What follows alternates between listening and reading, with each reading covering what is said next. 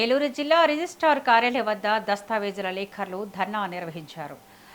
ఇళ్ల స్థలాలు, భూముల రిజిస్ట్రేషన్లను ప్రభుత్వం పీపీపీ విధానంలో ప్రైవేటుపరం చేస్తే రిజిస్ట్రేషన్లపై ఆధారపడి వాటినే ఉపాధి అవకాశాలుగా నమ్ముకున్న కుటుంబాలు రోడ్డున పడతాయని దస్తావేజుల లేఖర్ల రాష్ట్ర సంఘం అధ్యక్షుడు పెనుమాక వెంకట సుబ్బారావు ఆవేదన వ్యక్తం చేశారు.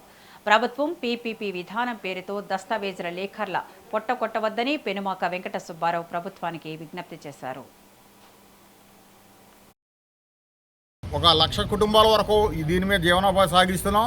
దీన్ని ప్రైవేటీకరణ కనుక చేయటం అంటూ జరిగితే మరి 1,00,000 కుటుంబాలకి జీవనోభివృద్ధి కోల్పోతాం. కాబట్టి ఈ రోజున మేము ధర్నా కార్యక్రమం స్టార్ట్ చేశాం.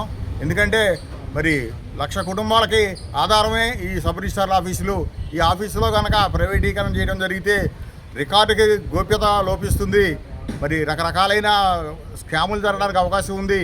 కాబట్టి ఎటువంటి పరిస్థితుల్లో కూడా ఈ రిజిస్ట్రేషన్ విభాగాన్ని పీపీపీలో చేయకూడదని కోరుకుంటూ మేము ఈరోజు ఈ ధర్నా కార్యక్రమం స్టార్ట్ చేశాం.